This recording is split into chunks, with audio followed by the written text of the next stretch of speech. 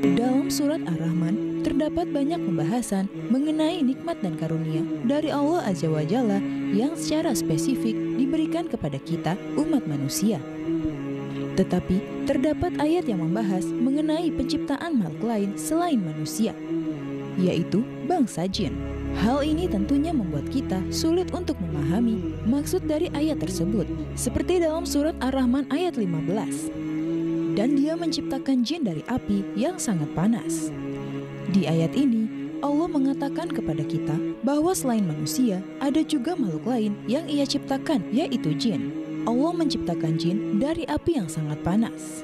Ini mungkin bisa diartikan bahwa jin adalah makhluk yang berbeda dari kita, yang tidak terlihat oleh kasat mata manusia, tetapi keberadaannya nyata adanya. Seperti api yang bisa memberi manfaat atau dapat juga memberikan mara bahaya. Jin pun memiliki sifat-sifat tertentu yang tak sama dari manusia. Lalu, apa sesungguhnya maksud dan tujuan Allah Azza wa Jalla untuk menciptakan dua makhluk ini?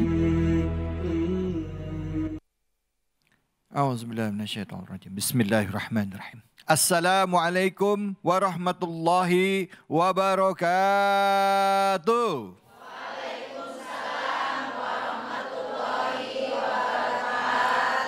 Betulnya seperti biasa kita akan bahas mengenai keseharian. Tadi kita sudah dengar ya, disampaikan bahwa di dalam Al-Quran surah Ar-Rahman, Allah menciptakan, kenapa jin yang lihat ke saya Bu? Menciptakan jin dan manusia. Ya. Allah menciptakan jin, menciptakan manusia. Manusia bisa lihat jin gak Bu? Nggak. Jin bisa lihat manusia nggak? Bisa. Tapi kalaupun nggak kelihatan berarti ada dong alamnya. Ada dua dong alamnya. Ya, ada alam jin dan alam manusia. Allah ciptakan timur dan ciptakan barat. Nah, kira-kira kenapa Allah ciptakan dua alam dalam kehidupan kita ini? Misterinya apa? Kenapa Allah ciptakan timur dan barat? Nah, untuk itu akan dikupas tuntas hari ini sama-sama kita ngaji. Ya, Bu ya? Bu. Bu. Ngaji. Ngaji, ngomong ngaji. Hadir bersama kita guru kita Al-Mukarram Al-Habib Muhammad Syahab. Assalamualaikum warahmatullahi wabarakatuh. Waalaikumsalam warahmatullahi wabarakatuh. Kefaluk ya Bibi? Alhamdulillah. Masya Allah Habib. Ya sehat. Tadi baca surah Ar-Rahman. Ar-Rahman. Nah, dibahas tentang jin yang diciptakan dari api. Nah, kenapa Allah menciptakan jin? Dan Allah menciptakan ada dua alam ya kan, ada alam gaib dan alam manusia. Silakan ya Habibi, fadal. Baik, izin.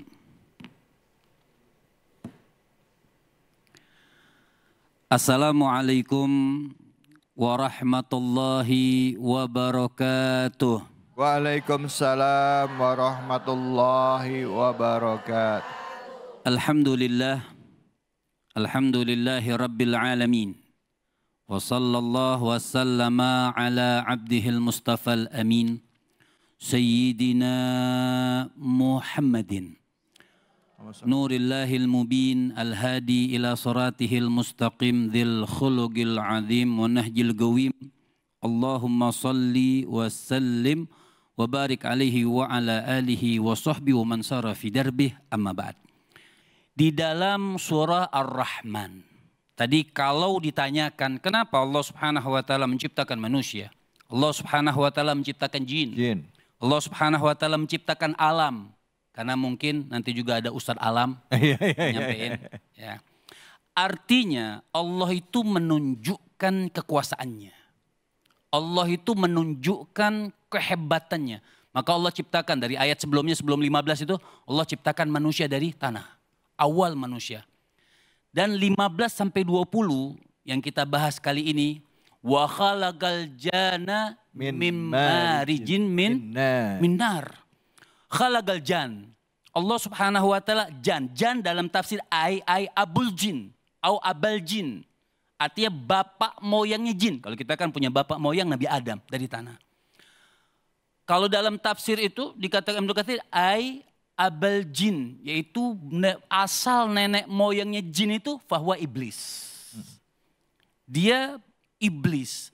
Nah iblis ini min marijin min nar. Iblis itu diciptakan oleh Allah marij.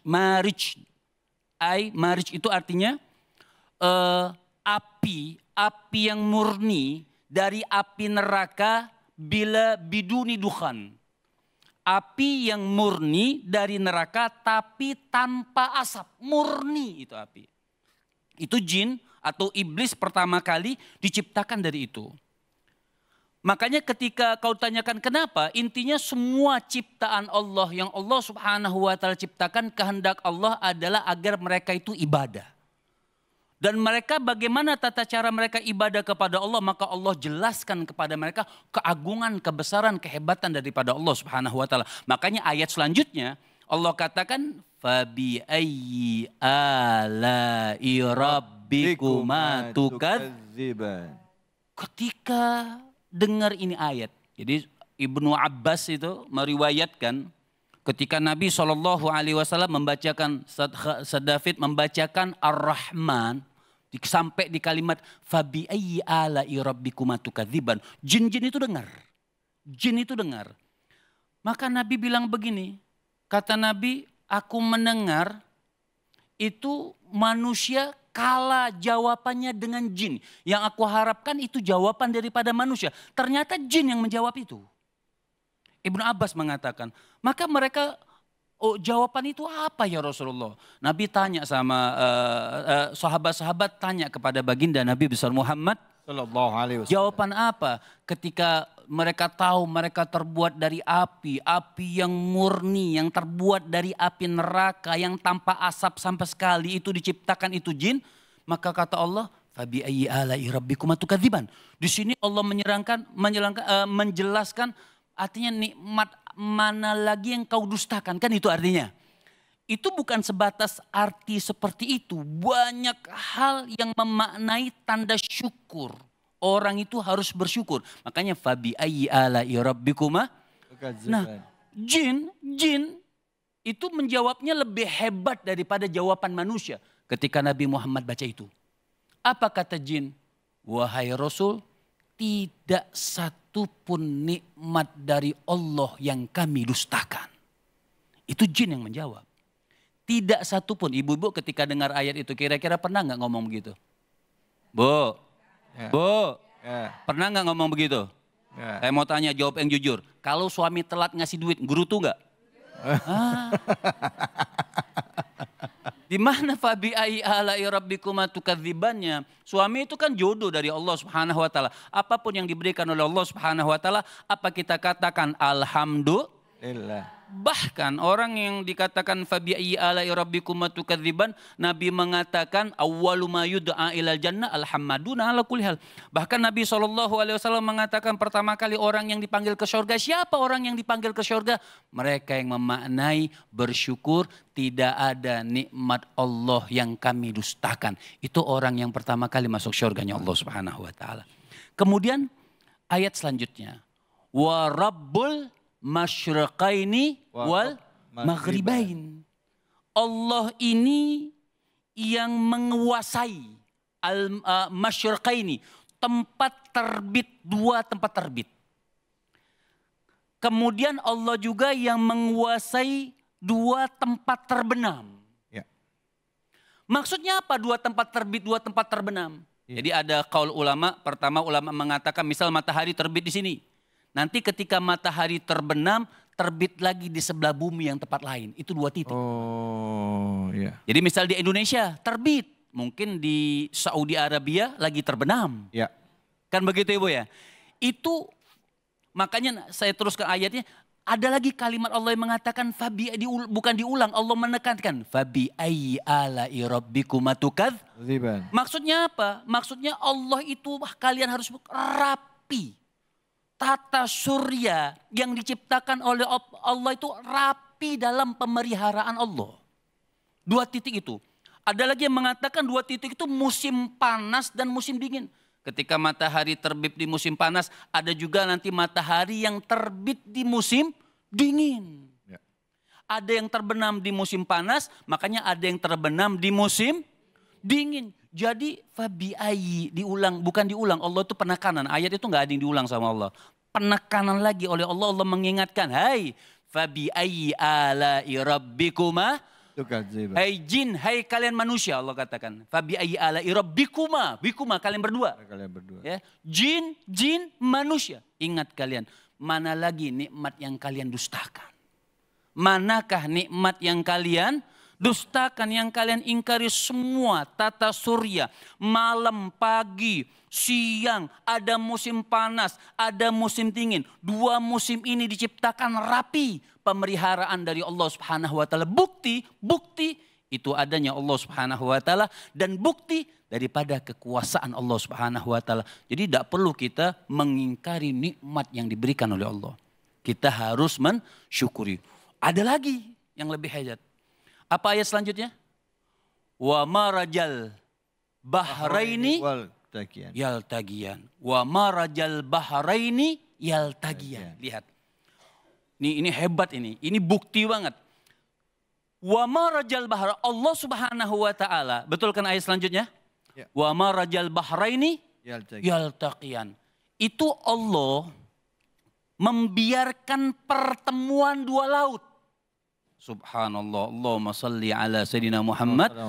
Jadi kalau tanyakan hebatnya Allah itu ibu sudah artinya Masya Allah sudah. Sangat-sangat hebat kekuasaan Allah Subhanahu wa ta'ala. Allah membiarkan pertemuan dua laut. Asin dan tawar. Bainahuma barzahul la yabghiyan. Yang dibatasi tapi nggak kelihatan batasnya itu asin sama tawar nggak bercampur. Pernah lihat ibu? Ya. Jadi Masya Allah dengan bukti. Mau bukti apa lagi? Banyak lagi buktinya.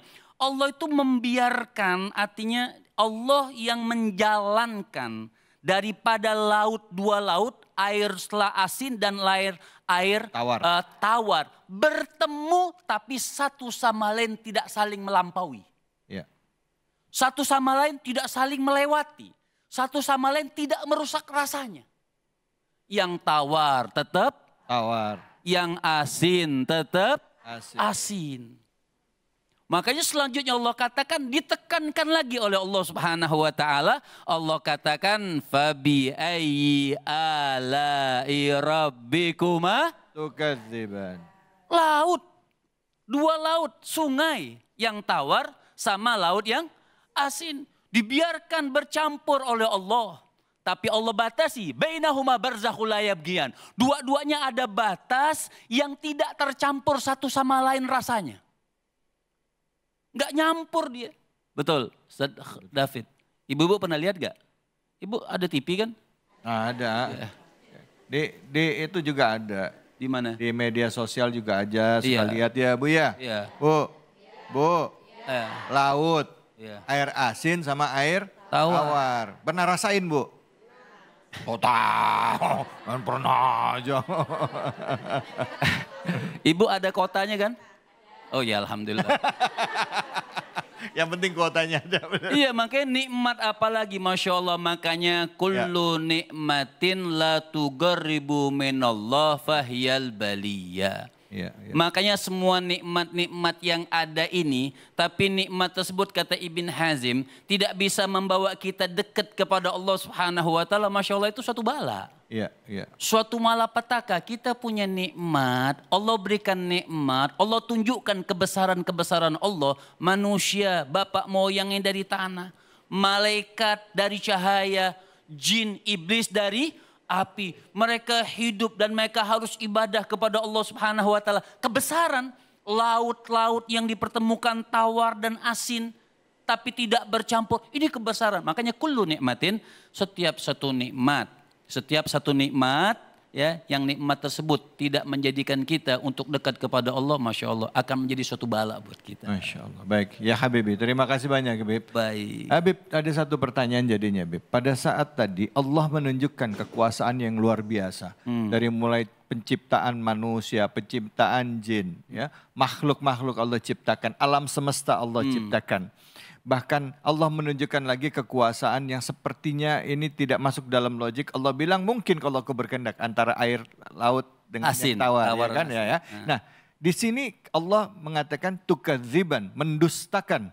Tapi bukannya kafar, bukannya mengingkari. Bukan. Kenapa Allah memilih, maksudnya gini, kenapa kok yang dipilih kalimatnya itulah tukadziban? Ya. Apa makna dibalik itu, Habib? Artinya pada saat ada orang yang mengingkari kan, kalau orang bilang saya mengakui iya, punya Allah, baik. tapi kenapa makanya itu kok kadzib gitu ya? Ya, pertanyaan yang bagus, Masya Allah. Ya, Habib. Artinya Allah itu nggak gampang memponis orang itu keluar daripada ajarannya. Allah ini sayang sama hambanya. Enggak orang sekarang sebentar-bentar musyrik, sebentar-bentar kafir. Orang mengingkari nikmat belum tentu kafir. Kecuali kalau sudah memang betul-betul yakin kita ini tidak ada Allah Subhanahu wa taala. Allah itu enggak ada yang maha kuasa. Itu sudah kafir. Tapi tukadziban karena Allah tahu manusia ini sifatnya dhaif. Masya Allah. Manusia ini sifatnya lemah. Kebanyakan mereka cuma mengingkari saja tapi keyakinan tetap ada. Ya, ya. Hanya kadang-kadang tidak mensyukrikan. Orang bukan berarti tidak bersyukur itu dia keluar dari ajaran Islam. Tapi namanya kufur nikmat. Ya, artinya mengingkari nikmat dari Allah Subhanahu wa ta'ala. Tapi terkadang tidak dari hatinya. Dari hati kita. Tapi kalau mengatakan enggak, nikmat ini bukan dari Allah Subhanahu wa ta'ala, bahwa kafir. Iya, makanya. Baik, terima kasih banyak ya Habib. Baik. Bu, kadangkala kita tuh suka terlena sama urusan yang lain, akhirnya kita lupa bahwa nikmat Allah begitu Masya banyak Allah. ya Bu ya. Jadi seolah-olah kita mendustai ya, menutupi itu semua ya. Betul. Gitu ya, Habib ya. Baik, silakan Ibu ada yang mau bertanya, angkat tangannya. Masya Allah, banyak banget ini. Silakan Ibu, yang mau nanya. Tidak usah dipencet-pencet, Sudah, nyala. Bu. Terima kasih. Assalamualaikum warahmatullahi wabarakatuh. Waalaikumsalam warahmatullahi wabarakatuh. Perkenalkan, saya Khairia Sueb dari Majelis Taklim Al Barokah Gunung Putri Bogor. Masya Allah, kumaha Izin- damang. Alhamdulillah Ustaz. Cicing wae. Cicing mah diem atuh, cicing Oh, diam. Izin bertanya Ustaz. silakan. Di antara kita mungkin ada yang nggak bisa baca Al-Quran ya. Ya. Betul. Apakah jika kita tidak bisa baca Al-Quran, kita bisa menjawab pertanyaan malaikat di akhirat kelak Ustadz? Baik. Ya Allah. Terima kasih. Mana Ustaz Menawir mana? Betul. Mana Ustaz Menawir? Bagian dia Quran. Bentar. Bukan di Baik. akhirat Bu, di alam kubur kali. Iya, di alam kubur. Ditanyakan marrob buka ditanya. Man rabbuka. Iya, iya. Yang saya jangankan baca Quran Ibu misalnya nggak pernah bisa bahasa Arab sama sekali. Kan pertanyaan malaikat bahasa Arab. Man rabbuka. Ibu bengong. Oh poigi. Artinya yang menjawab itu adalah iman. Yang menjawab itu adalah suatu ketakwaan. Tapi kalau dikatakan bisa nggak Al-Quran itu membantu ibu untuk menjawab? Sangat bisa. Jadi ibu tidak bisa menjawab itu karena ibu tidak mau belajar agama, tidak mau beriman kepada Allah. Jadi jawaban kita itu tergantung iman kita. Jawaban kita itu tergantung amal kita. Kalau amalnya bagus walaupun misalnya orang baru bisa baca Quran. Nabi itu sayang sama umatnya. Allah itu sayang kepada hambanya. Orang yang terbata-bata baca Quran belum bisa. Tapi masih mau belajar, masih mau memaksakan dia untuk belajar baca Quran, pahalanya double. Jadi kalau katakan walaupun terbata-bata, bisa gak ibu menjawab pertanyaan malaikat man rabbuka? Sangat bisa. Kenapa? Ibu masih mau belajar. Jadi iman kita, kecintaan kita kepada Allah Subhanahu wa ta'ala yang bisa bawa kita. Ada orang yang Masya Allah pinter Al-Qur'annya, tafsirnya. Tapi gak mau beriman kepada Allah. Gak bisa dia jawab man rabbuka. Ada orang yang pinter, orang-orang yang di luar Islam banyak yang pinter tafsirnya, Al-Qur'annya, bahasa Arabnya. Tapi bisa nggak menjawab man rabbuka? Nggak bisa. Kenapa? Tidak beriman kepada Allah Subhanahu wa ta'ala. Masya Allah. Baik, terima kasih banyak Habib. Sama-sama. Bu, suka baca surah Yasin nggak? Ya, ada saat waktunya di mana mulutnya ditutup. Mulutnya ditutup nggak bisa ngomong ya. Nggak Naam. bisa ngasih pembelaan ya Bib ya. Yang jawab itu siapa Bu? Kalau ditanya tangan dan kaki kita ya. Amal kita yang akan menjawabnya itu maksud Habib tadi. Ya Bu ya. Bu. Ini iya ngerti kagak ini? Tapi jangan salah, bukan berarti kita nggak mau baca Quran terus gampang bisa menjawab. Mungkin Iya. susah. Kenapa? Tidak mau belajar. Nggak mau belajar. Karena Susah. Al-Quran. menambahkan keimanan kepada Allah Subhanahu wa Masya taala. Allah, Masya Allah. Al-Quran Hudal Linnas. Terima kasih banyak ya Habibie. Baik. Kita akan lanjutkan lagi setelah ini. Ustadz Khairul Alam akan melanjutkan bahasan kita masih dengan surat kita surah Ar-Rahman ayat 41-47. Jadi jangan kemana-mana. Tetap di sini, di Cahaya Hati Indonesia.